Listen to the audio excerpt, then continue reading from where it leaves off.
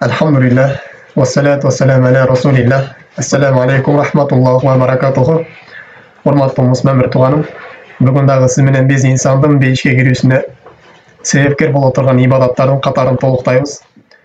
Бүгүн сүйлөшүп кетүүчү темабыз бул Аллах Тааланын жана пайгамбардын буйруктарына моюн сунуштук. Аллах Тааланын жана пайгамбарыбыз саллаллаху алейхи ва салламдын буйруктарын аткарыштык. Аллах Тааланын жана пайгамбарыбыздын буйруктарына жооп бериштик тууралуу сүйлөшүп кетмекчибиз. Аллах Таала Кур'ан-ы Каримде Фатх сүрөсүндө мындай дейт: Аузу биллахи минаш-шайтанир раджим. ومن يطع الله ورسوله يدخله جنات تجري من تحتها الأنهار. Kimde Allah Taalaga jananın пайгамбарына moyun suna turgan bolsa, Allah Taalanın jana paygambardын буйруктарын аткара турган болсо,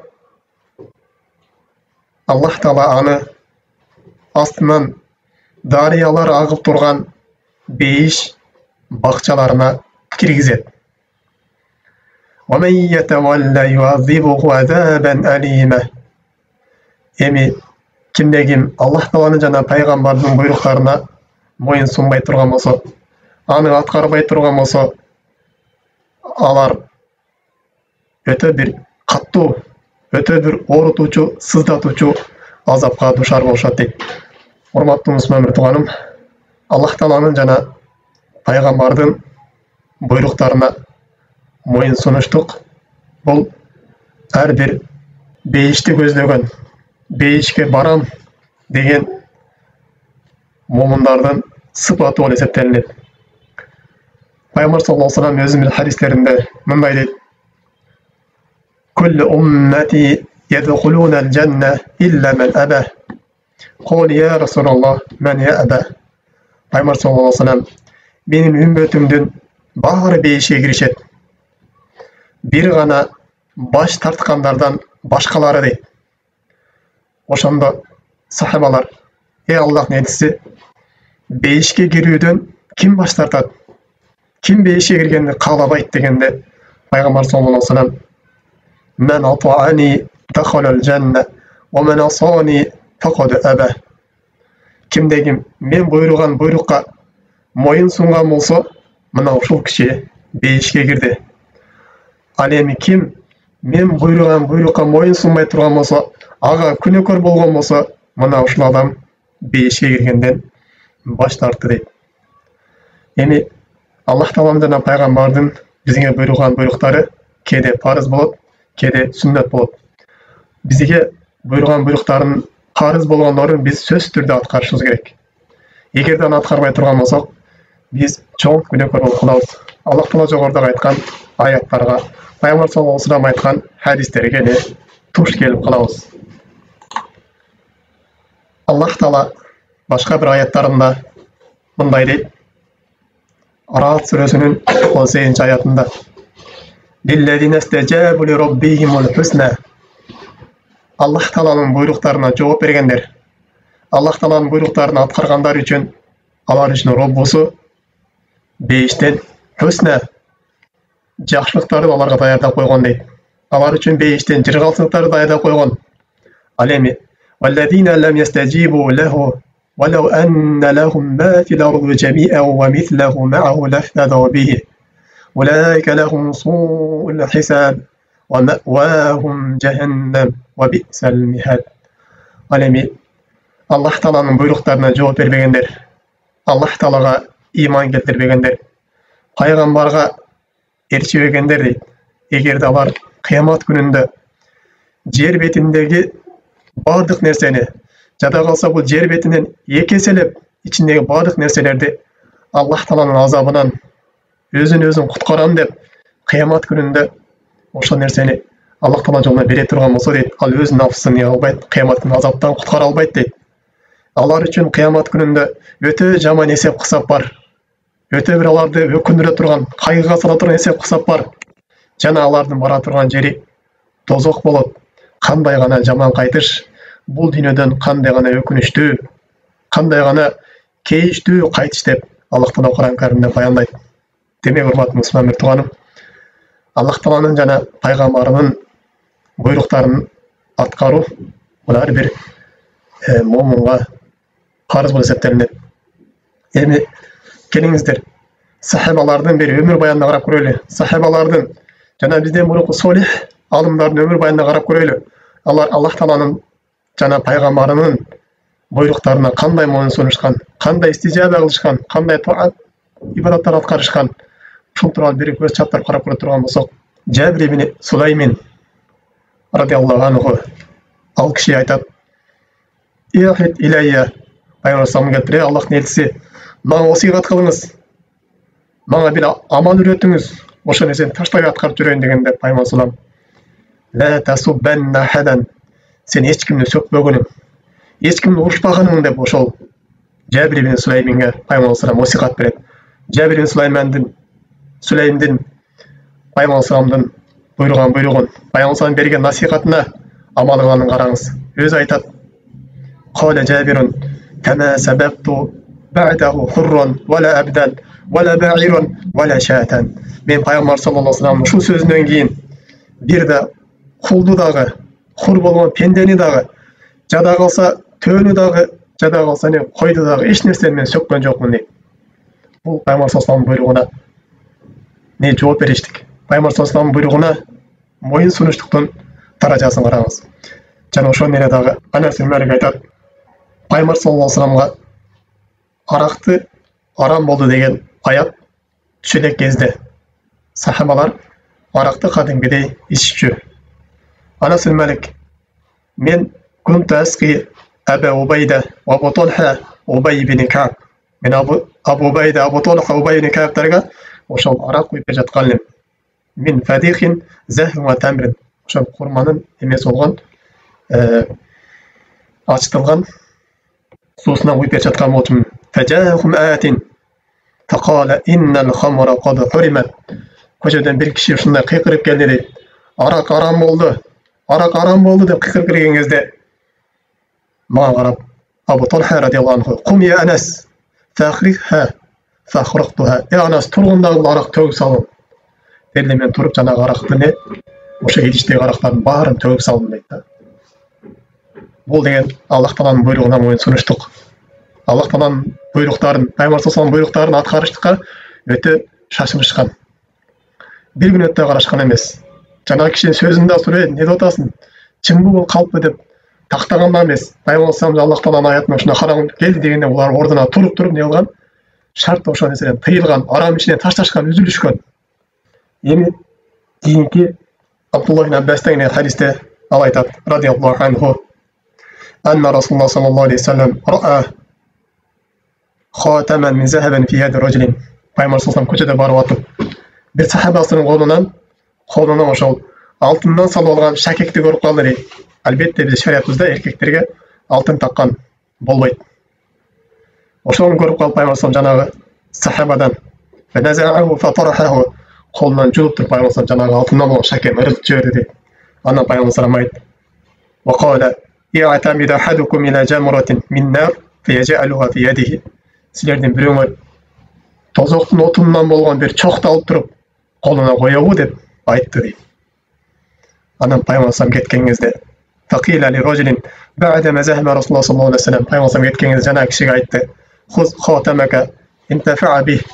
Мына шакегиңди алгандагы, аны сатып өзүнүн башка иштериңе иштеп пайдалан дегенде жанагы сахабанын жообун караңыз. Кала ла валлах, мен бул шакекти албайм дейт. Ла ахудуху абадан код тарахаху Расулуллах саллаллаху алейхи ва саллям. Пайгамбар саллаллаху алейхи ва саллям бул шакекти менин колуман алып, жулуп, ыргытып салды. Бул мен бул нерсени албайм. Пайгамбардын буйругуна моюн сундум. Бул ишиме кайра кайтпайм деп ошол не алтындан болгон шакегин дагы бул сахаба не пайгамбар саллаллаху буйругуна моюн сунуп, пайгамбар саллаллаху буйругуна аткарып албаган. Мына сахабалардын пайгамбар саллаллаху буйруктарына болгон алардын моюн сунуштары. Эми сахабият аялларга карап көрүңүз. Алар кандай моюн сунушкан? Айша энебиз айтат: "Ярхамуллаху ниса'ал мухажират ал-ула Felemma enzelallah. Ayşe öz aytadi. Allah Taala muhacir ayollar, birinchi muhacir ayollarni Allah Taala o'z rayimini alsın deydi.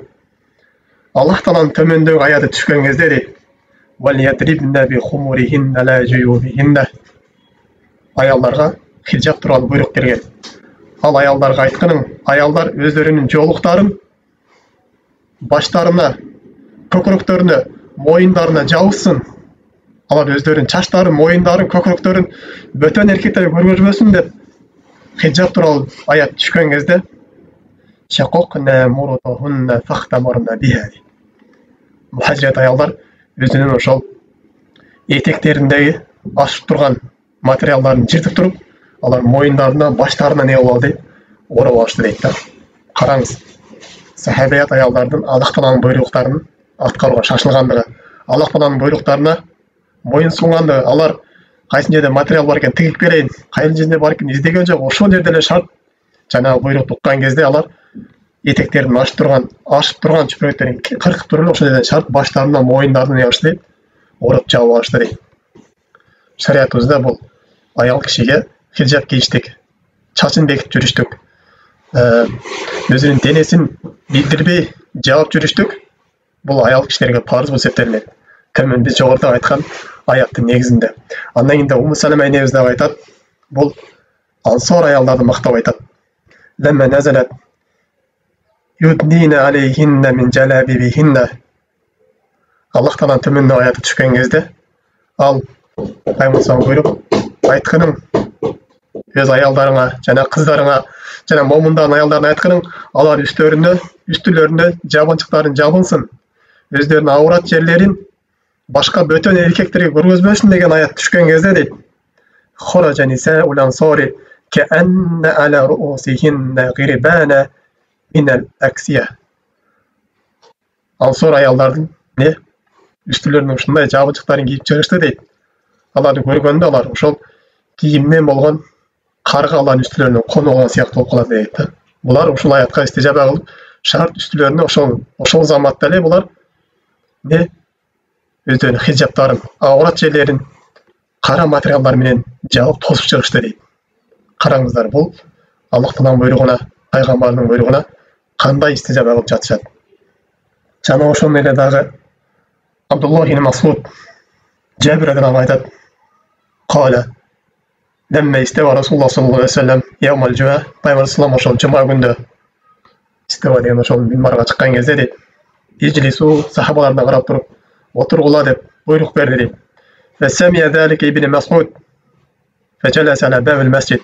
Абдуллах ибн Масуд ошол сөздү уккан кезде мешиттин эшигинен кирип келип аткан кези болчу дейт. Жана сөздү уккан кезде ошол эшиктин оозуна шартпай жана Абдуллах ибн Масуд отура калды дейт. Пайгамбар саллаллаху буйругуна жооп берип, ошондо Пайгамбар саллаллаху алейхи ва саллям Абдуллах ибн Масудга карап, Фара Расулуллах саллаллаху алейхи ва саллям факала таала я Абдуллах ибн Масуд, я Абдуллах Масуд, кел ордуңа тур, бер жагыраак келип отур, бас бияка деп Абдуллах Масуд не кылды дейт, чакыр дейт.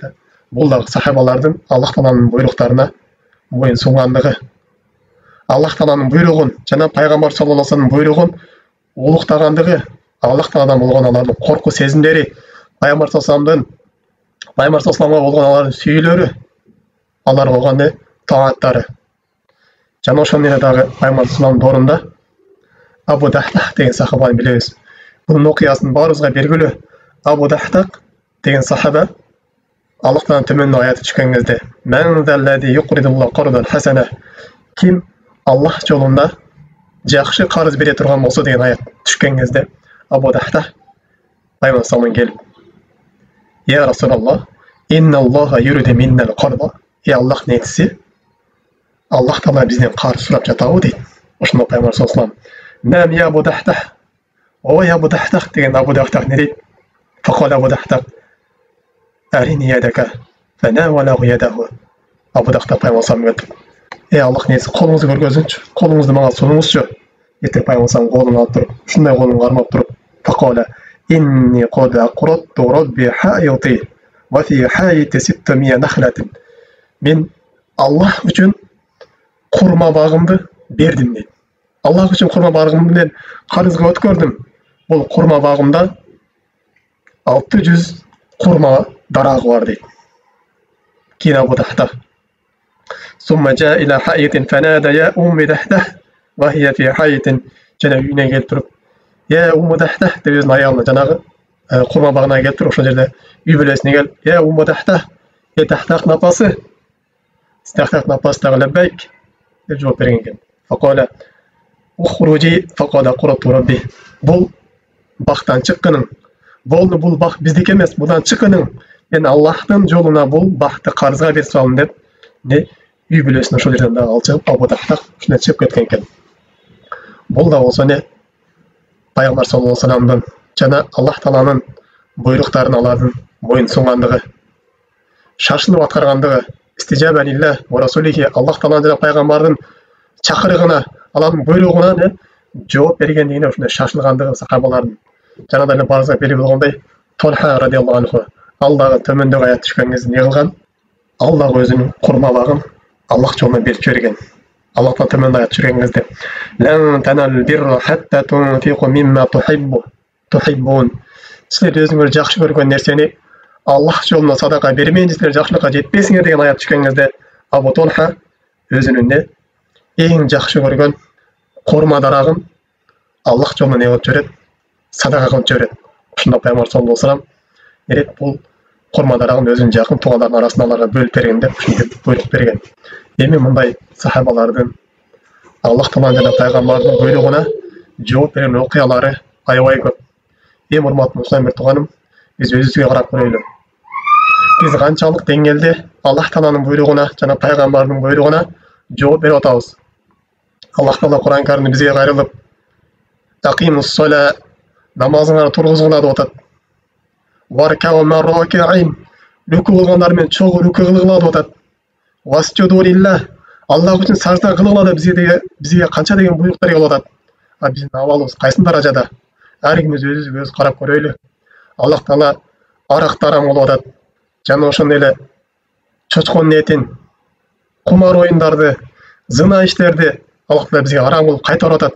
Биз канчалык даражада ушул нерселерге жооп берип, пайгамбардын жана Аллахтын буйругуна жооп берип, анын чакырыктарын угуп атабыз, моюн сунуп атабыз. Ар кимиз өзүбүзгө карап көрөлү. Аллах Тағала я айюхаллазина аману кутиба алейкум сияму кама кутиба алаллазина мин qablikum. Ey iman келтиргендер, силерге Рамазан айы келген кезде ораза кармаштык парыз болду. Силерден мурунку үммөттөргө парыз болгон сыяктуу дейт да. Лаллахум таттакун Аллах Тағала бизге жакында Рамазан айы келип атат. Ошо Рамазан айында бизге ораза кармалык Аллах Тағала бизге буйрук берген. Биз ошо Аллах Тағаланын буйругуна канчалык даражада жооп берип атабыз? Эгерде жооп берсек, бизге Аллах Тағала жананын пайгамбары бизге уада кылган бейиш, андагы жыргалчылык, рахат, бул дүйнө бактылуу, акыретте бактылуу болот. Ал эми ага жооп бербей турган болсок, ага кулак салбай турган болсок, аны көрбөмүшкө сала турган болсок, Аллах Тағала Кур'ан Каримде айткандай, фанахшурухум яумал қияма а'ама дейт. Биз кыямат күнүндө аларды көр абалда тирилтип коебуз дейт да. Ошондо алар таңга, ошондо жанагы киши я Робби Дима хашаратани ана ва кад кунту басира. Я Рабб, неге мени көр абалда тирилтип койдуңуз? Мен тиги дүйнөдө көзүм көрбөйт беле дегенде Аллахтан айт. Ва кадалика ататка аятуна фанаситаха ва кадалика тунса.